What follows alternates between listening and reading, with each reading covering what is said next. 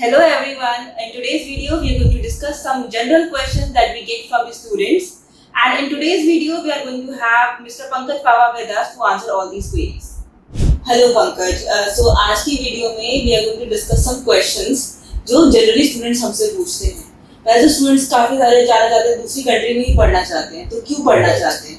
देखिए, सबसे पहली चीज़ तो ये है ना, अगर आप आज की डेट में इंडिया का एजुकेशन सिस्टम और अब्रॉड का एजुकेशन सिस्टम देखते हैं तो उसकी जो कॉस्ट है, फॉर एग्जांपल अगर आपको इंडिया में एक MBA डिग्री करनी है किसी अच्छी नोन यूनिवर्सिटी से, अगर आपको MBA डिग्री करनी है, समवेयर अराउंड आपको 20 से 25 लाख रुपीस स्पेंड करना है, राइट?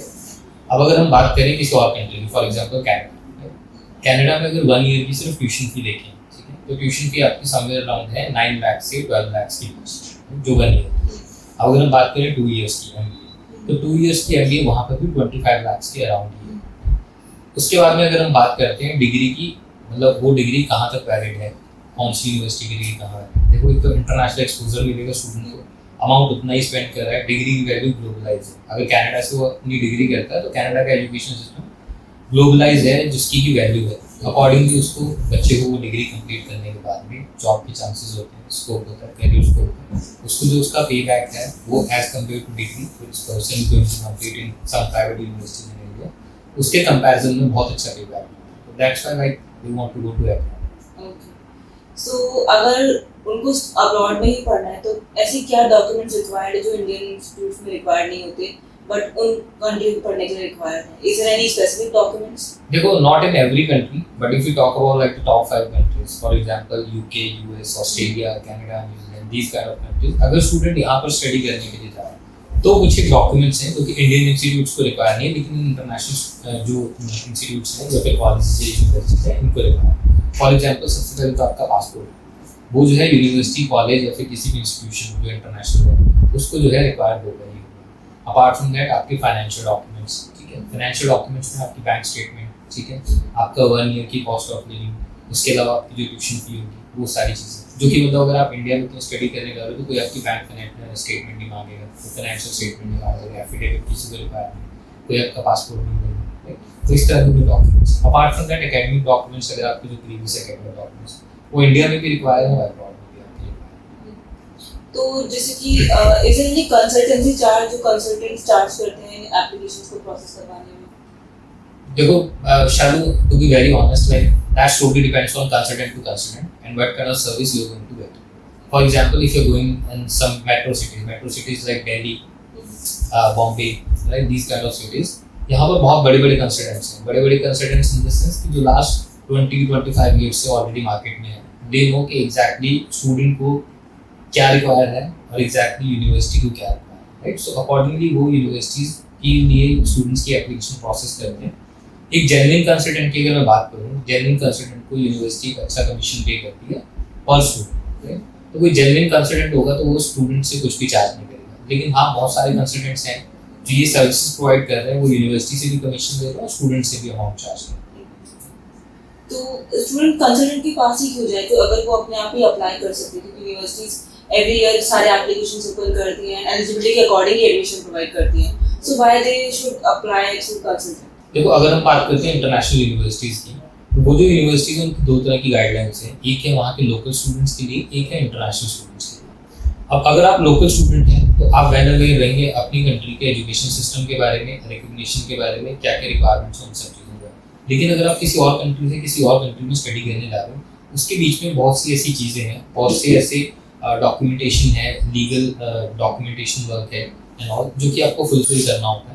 अब उन सब चीज़ों की जो जानकारी है वो स्टूडेंट को होना ना होना टोटली इस पर डिपेंड करता है। बहुत से स्टूडेंट्स हैं वो चाहते हैं कि ठीक है हम कंसल्टेंट के पास जाएं, कंसल्टेंट हमारी एप्लीकेशन इजीली प्रोसेस कर दे, हमें हेडेक लेने की ज़रूरत नहीं है। कुछ स्टूडेंट्स ऐसे हैं जो कि मतलब अच्छे से मतलब नेट पे सर्च करते हैं, यूनिवर्सिटी को कॉन्टैक्ट करते हैं और बहुत सारी चीज़ें करते हैं, अकॉर्डिंगली वो सारी चीज़ों के बारे में पता करते हैं, फिर अप्लाई करते हैं। तो ऐसा भी नहीं है कि स्टूडेंट खुद से अप्लाई नहीं कर रहे, काफ़ी स्टूडेंट हैं जो खुद से भी अप्लाई करते हैं। लेकिन जहाँ पे अगर आपको एक कंफर्टेबल, मतलब अगर आप नहीं चाहते कि इतनी हेडेक लेनी है आपको इतना सब कुछ करना, तो एक बहुत इजी वे है कि आप कंसल्टेंट के पास जाओ, आपने अपनी प्रोफाइल उसको इवैल्यूएशन के लिए दी, अकॉर्डिंगली उसमें ऑप्शन हो गया, उन ऑप्शंस में से आप अपने लिए शॉर्ट लिस्टिंग सिलेक्ट करो और अकॉर्डिंगली आप उनको बता दो कि मुझे इस यूनिवर्सिटी में अप्लाई करना है। आपको जैसे आपके डॉक्यूमेंट सबमिट करने, rest everything totally up to consultant, मतलब वो आगे का सब प्रोसेस करना है। Can you please list the documents that we require to process the application? देखो हर एक यूनिवर्सिटी कॉलेज की course to course documentation require होती है। बहुत से कोर्सेज ऐसे हैं या फिर यूनिवर्सिटीज ऐसी हैं जिसमें कुछ डॉक्यूमेंट हो सकता है किसी एक स्टूडेंट के किसी और कंट्री के लिए रिक्वायर है लेकिन उस कंट्री या उस यूनिवर्सिटी में।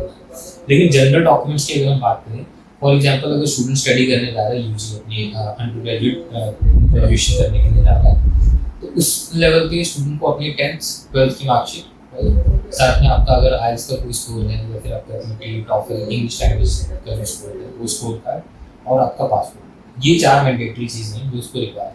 अब अगर हम बात करते हैं अगर कोई स्टूडेंट पोस्ट ग्रेजुएशन के लिए स्टडी देने का है तो उसकी 10th 12th ग्रेजुएशन की मार्कशीट, डिग्री, इसके अलावा आपकी कुछ जगह पे कंसोलिडेटेड मार्कशीट भी रिक्वायर हो सकती है, इंडिविजुअल मार्कशीट भी आपकी रिक्वायर हो सकती है, सेमेस्टर। तो अकॉर्डिंग जो भी नीड है यूनिवर्सिटी की, जो भी क्राइटेरिया है, उसके अकॉर्डिंग आपको डॉक्यूमेंट्स सबमिट करना है। रेस्ट आपका इंग्लिश लैंग्वेज सर्टिफिकेट जैसे आईएलटीएस टॉफल पीटी, ये और साथ में आपका पासपोर्ट, ये 2 चीज़ें ऐसी जो आपकी रिक्वायर रहेंगी, ये आपको सबमिट करना है। SOP एंड LORs के कैसा रोल प्ले करते हैं एप्लीकेशन में? तो SOP एंड LOR की मैंने क्यों बात नहीं की, क्योंकि SOP एंड LOR हर जगह रिक्वायर नहीं है। बहुत से कोर्सेज या फिर बहुत सी यूनिवर्सिटीज या कंट्री वाइज पर डिपेंड करता है कि जहाँ पर आपकी किसी कोर्स में SOP रिक्वायर है या नहीं है, और LOR भी हर जगह पे रिक्वायर नहीं है, LOR भी टोटली डिपेंड करता है। लेकिन अगर कहीं पर SOP रिक्वायर है, SOP is like statement of purpose, अगर वो कहीं आपका रिक्वायर है तो उसके लिए आपको खुद से, क्योंकि देखो स्टूडेंट से बेस्ट स्टूडेंट को कोई नहीं जानता। अगर स्टूडेंट किसी कंसल्टेंट के पास भी आता है तो स्टूडेंट जितना बताएगा कंसल्टेंट को उतना ही मालूम। तो मैं ये सजेस्ट करूंगा कि SOP जो है सबसे पहले स्टूडेंट को खुद से ड्राफ्ट करनी चाहिए, फिर अपने कंसल्टेंट को जिसके भी थ्रू अप्लाई कर रहा है उसको शेयर करनी चाहिए। कंसल्टेंट उसको गो थ्रू करे, अगर कहीं कुछ एडिट करना है, रिक्वायरमेंट है तो वहाँ उसको एडिट करे, दोबारा से एक बार स्टूडेंट को शेयर करे, स्टूडेंट उसको गो थ्रू करे, अकॉर्डिंगली अपने कंसल्टेंट के साथ मिलकर फिर अपनी SOP को जो है प्रॉपर्ली ड्राफ्ट करना चाहिए। एंड अब अगर हम बात करते हैं LOR की, तो LOR जो होता है लेटर ऑफ रिकमेंडेशन। अगर कोई स्टूडेंट कहीं अपना ग्रेजुएशन के लिए स्टडी करने जा रहा है तो अपने स्कूल से या फिर अपने जो लास्ट इंस्टीट्यूशन है वहाँ से अपनी LOR दे सकता है। और अगर आपका कोई पोस्ट ग्रेजुएशन स्टडी करने के लिए जा रहा है तो अपने लास्ट जो कॉलेज है तो वहाँ से अपने जो है LOR दे सकते हैं। और LOR भी 2 तरह की, प्रोफेशनल है, एक एकेडमिक है। प्रोफेशनल LOR अगर आपको कोई वर्क एक्सपीरियंस है तो आप अपना जो लास्ट एम्प्लॉयर है आप वहाँ से ले सकते हो, और आपके जो एजुकेशनल LOR है वो आप अपने इंस्टीट्यूट या फिर स्कूल या कॉलेज से ले सकते हो। और जैसे आपने जो टॉप 5 कंट्रीज बताई, UK, USA, न्यूजीलैंड, आयरलैंड, इसके अलावा काफ़ी सारी ऐसी कंट्रीज भी हैं जो 100% स्कॉलरशिप भी प्रोवाइड करती है, स्टूडेंट्स को फ्री एजुकेशन प्रोवाइड करती हैं।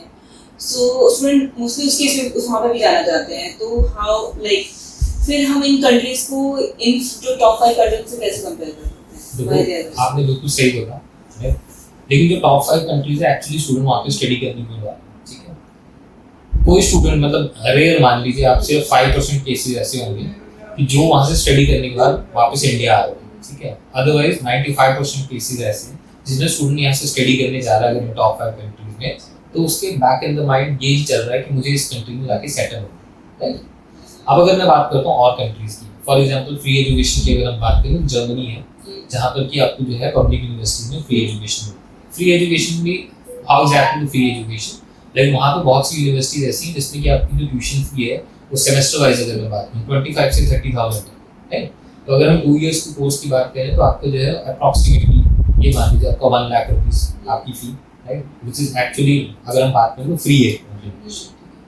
तो अगर जर्मनी कोई स्टूडेंट स्टडी करने जा रहा है तो जर्मनी से स्टडी करने के बाद में कोई 100% स्टूडेंट ये सोच के नहीं जा रहा कि मुझे वहाँ पर जाकर सेटल होना है। वो जर्मनी से अपनी स्टडी कंप्लीट करने के बाद में UK, US, ऑस्ट्रेलिया इन्हीं सब कंट्रीज के ऑप्शन एक्सप्लोर करता है। ये डिफरेंस है एक फ्री एजुकेशन में और एक इन कंट्रीज में, top 5 countries. Okay, and what is the visa acceptance rate as of now as per your experience? देखो अगर वीजा एक्सेप्टेंस रेट की बात करें तो एट प्रेजेंट मतलब आगे अगर अभी की मैं बात करता हूँ तो कनाडा को छोड़ के और हर एक कंट्री में जो है बहुत सारे स्टूडेंट स्टडी करने के लिए जा रहे हैं और वीजा एक्सेप्टेंस रेट भी 97% है। UK में भी, US में भी, ऑस्ट्रेलिया भी, कनाडा भी, सॉरी नॉट कनाडा, न्यूजीलैंड। अभी 97% में क्यों बोल रहा हूँ? 97% उस केस में है कि अगर आपकी प्रोफाइल में फॉर एग्जांपल आपकी प्रोफाइल बिल्कुल अच्छी है, A ग्रेड प्रोफाइल है, डॉक्यूमेंटेशन पूरे कंप्लीट है, कोई बहुत ज़्यादा एज गैप नहीं है, स्टडी गैप नहीं है, फाइनेंशियल आपके सारे अच्छे हैं, तो 97% चांसेस है कि आपका जो वीज़ा है वो एक्सेप्ट हो जाए। अब जो 3% चांसेस है जिस केस में आपका वीज़ा एक्सेप्ट नहीं होगा, या फिर जो 3% जो मैं आपको बोलूँ, उसमें बहुत सी टाइम क्या होता है कि स्टूडेंट के पास सफिशिएंट फंड्स नहीं होते, या फिर वो ऑन टाइम अपना जो है एजुकेशन लोन नहीं करवा पाते, या फिर कोई भी XYZ ऐसा रीज़न होता है, कोई फैमिली इशू है कुछ और, जिसकी वजह से वो आगे प्रोसीड नहीं करते। बाकी इन कंट्रीज का 97% वीज़ा सक्सेस है। Thank you so much for the information. It was nice talking with you. And so इस वीडियो को यहीं पे खत्म करते हैं, and for further information you can contact Abgyan University.